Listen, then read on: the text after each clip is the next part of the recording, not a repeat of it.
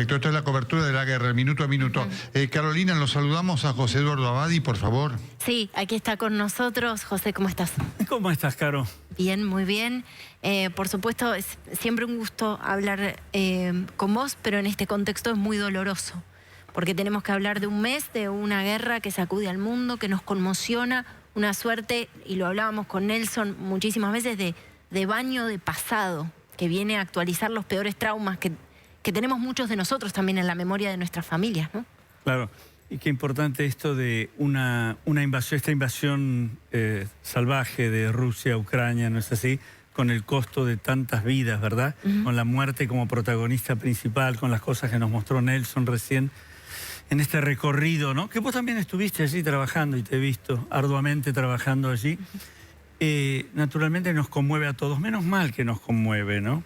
Porque qué peligroso sería que tuviéramos una cierta indiferencia, al menos, aunque sea afectiva, ¿no? Frente a lo que es algo como del orden de la pulsión del instinto de muerte, ¿no? Porque esto parece el instinto de muerte, el instinto destructivo, lo violento que puede albergar el ser humano, predominando sobre aquello que nosotros queremos que crezca y que puede impedir que la violencia en una de sus formas más terribles, la guerra, sea una de las situaciones que tengamos que vivir con tanta continuidad en nuestra historia, ¿no?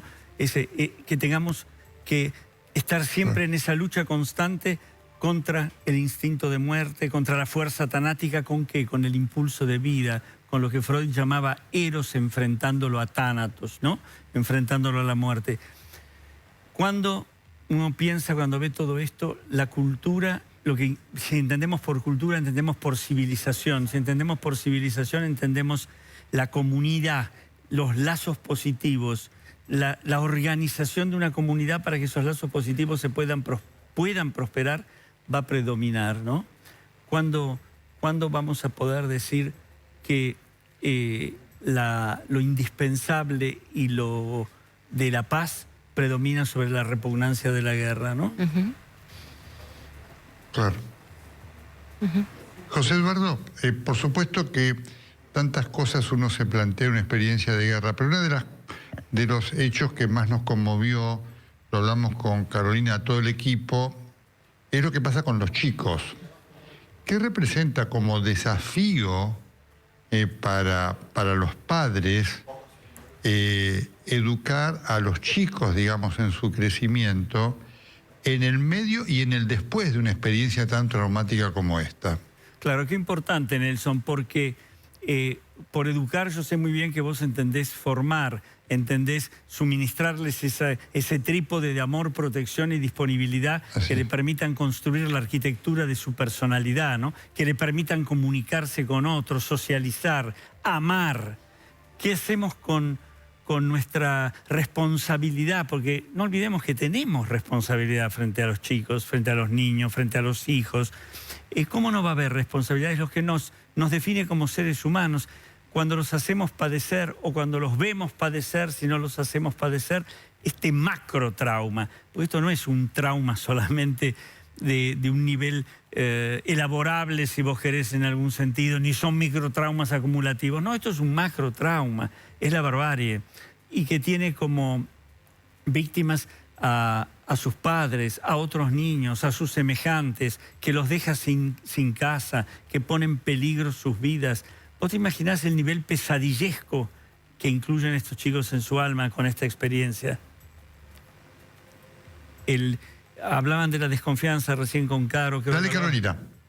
Sí, la desconfianza es un elemento que además se respira, el miedo permanente, la sensación de que el otro, cualquiera sea ese otro, inclusive nosotros, Nelson, lo debes vivir en carne propia, inclusive nosotros somos una amenaza, no es libre de costo. Sobre todo pienso para una criatura que está saliendo al mundo, que tiene además una candidez que uno agradece cuando aparece, porque nos actualiza esa fe en la humanidad que tiende a perderse en estos escenarios, pero no es gratis lo que está sucediendo para esas criaturas, para su desarrollo. Pensá vos que aquello que tenemos que consagrar como importante en las relaciones entre nosotros, entre los seres humanos, para vivir un mundo en el cual lo que esté en juego sea la creatividad, la unión, el proyecto, el cuidar al otro, es justamente una de las claves, es la confianza. Absolutamente. ¿Qué lazo se puede establecer? ¿Qué puente se puede establecer en todos los niveles si no hay confianza? Ninguno. ¿Qué pasa si vos, en lugar de ser mi potencial aliada, sos una sospechosa?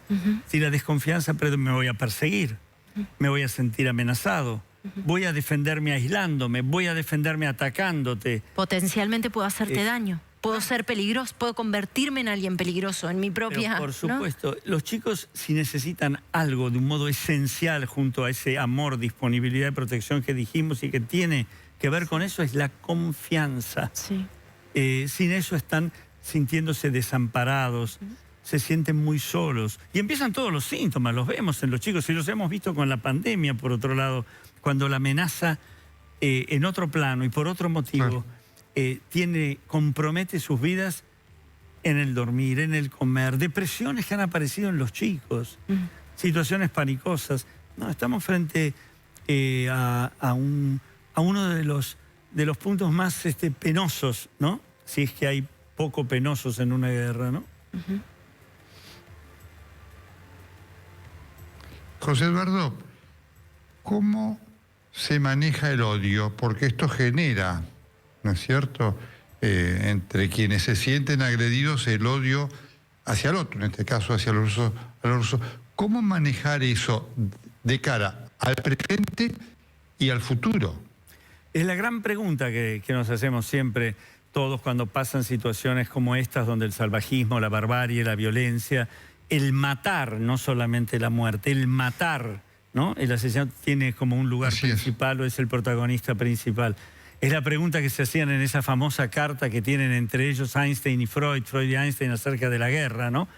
¿Cuándo va a prosperar? Así es. ¿Podemos ser lo suficientemente optimistas para pensar que el instinto de muerte, que la destructividad, que la violencia, que la incapacidad de una cierta renuncia, de la posibilidad de unirnos a otro en una organización que nos proteja a la vez de todo aquello que es los aspectos más destructivos, va a predominar? Es allí cuando vamos a sustituir al odio por el vínculo positivo y por una palabra que se emplea muy a menudo, a veces no se la emplea incluso tan a menudo porque se teme que sea media utópica o ingenua, pero es cuando vamos a vivir en una sociedad donde lo que esté predominando sea justamente el amor.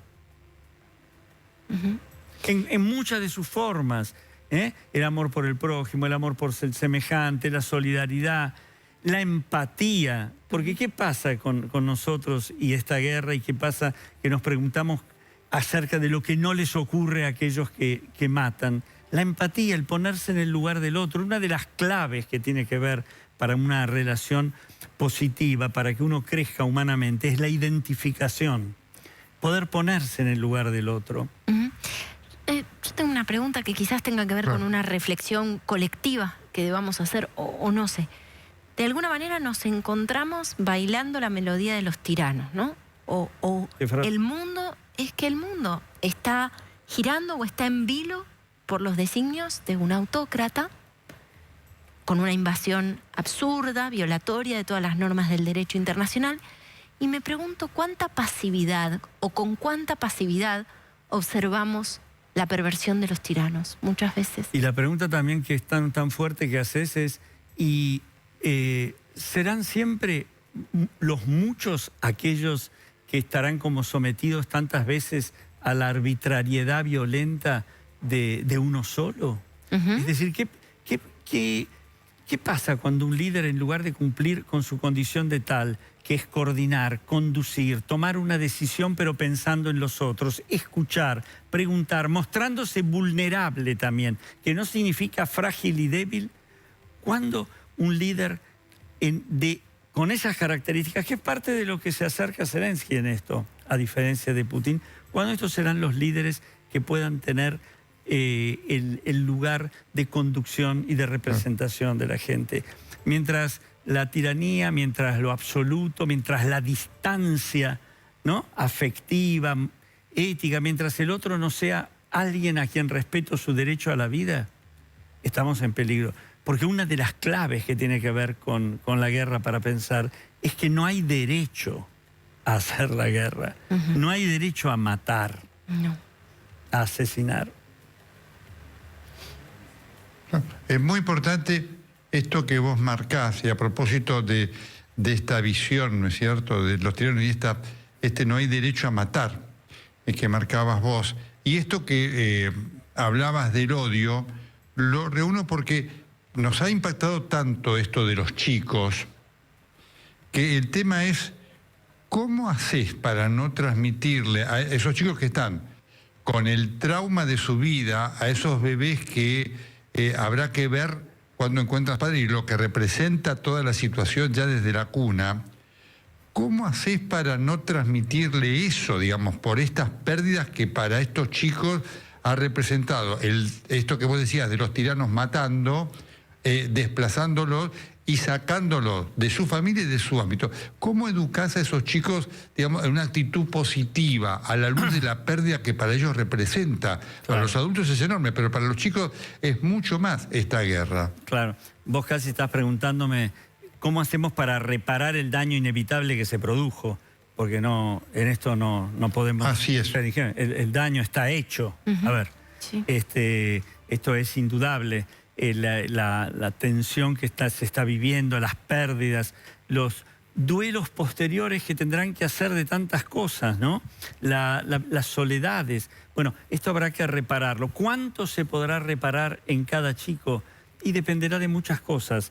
No solamente del chico en sí mismo, sino del entorno que tenga, del contexto en que se sitúe, del cuidado que le dediquemos, de la conciencia que tengamos que después de esta condenable conducta que ha sido la guerra tremenda que ha tenido lugar, corresponde por nuestra responsabilidad reparar. Tenemos que dedicarnos, significa un trabajo, un esfuerzo, donde estén, dado que tienen un lugar, que esa desconfianza que hablaba Caro, que se convierte en una amenaza constante y crónica, sino que va interfiriendo con su desarrollo psíquico, que esa desconfianza pueda sustituirse en tenés un lugar, podés incluirme dentro de tu mundo como alguien representativo y seguro para vos. En último término, voy a decir algo muy simple pero fundamental, que se sientan queridos y que se sientan cuidados y no solos y desamparados.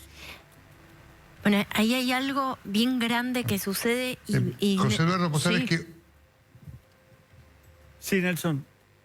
No, quería hacerle este apunte y ya voy con tu pregunta, sí. Caro, para no perder el hilo de esto. Una de las cosas que nos vienen comentando, José Eduardo, es las regresiones madurativas que se están produciendo en los chicos. ¿No es cierto? Desde trastornos del lenguaje hasta, bueno, enuresis, chicos que se hacen pis otra vez en el pantalón, en el calzoncillo y demás. Es una cosa notable que está ocurriendo, lo cual habla de un daño que va a exigir muchísimo trabajo para reparar, ¿no? Muchísimo trabajo, y son síntomas que hemos visto en mucho menor medida, pero con la pandemia. Estos cuadros sí se ven sin la menor duda. Y la palabra regresión que usaba, yo la quiero subrayar, porque tiene que ver también con algo que vos decías antes, Caro. Nos hemos quedado en un punto en un punto donde la historia, al repetirse, siempre significa que no hemos avanzado. No avanzar es que acaso hemos regresado. Cuando esto evoca la Segunda Guerra, el nazismo, bueno, lo que fueron los hitos de barbarie de nuestra historia, y se repiten, o los vivimos como repetidos, aunque sean otros, naturalmente, en dimensión y cantidad, pero no en su sentido cualitativo, se repiten. ¿No hemos avanzado o hemos hecho una regresión? Somos la humanidad un conjunto que va creciendo, que parece que se va civilizando, que encuentra las formas de superar lo que fue traumático, y entonces aquello no va a volver, o volvemos al ayer. No, progresamos, creamos situaciones, no es lo mismo hoy que ayer, pero todavía existe en situaciones como estamos viendo ahora, regresiones donde parece ser que la violencia y la destructividad predominan, ¿no es así? Lo regresivo de esto. Por eso, esta conmoción que nos produce a todos, esta indignación que nos produce a todos, esta intolerabilidad frente a lo que ocurre, que produce en casi todo el mundo, este reclamo a Europa, como hacía en un determinado momento Lucía, desde tu entrevista, es en cierto sentido un alivio, ¿no? Menos mal que no nos parece que, bueno, es la inevitabilidad del destino, son cosas que pasan. El ser humano no puede crecer hacia una civilidad mayor que tiene que ver con lo comunitario y con lo positivo y con el amor, ¿no? José Eduardo, muchísimas gracias. No, por favor. Por supuesto, seguimos en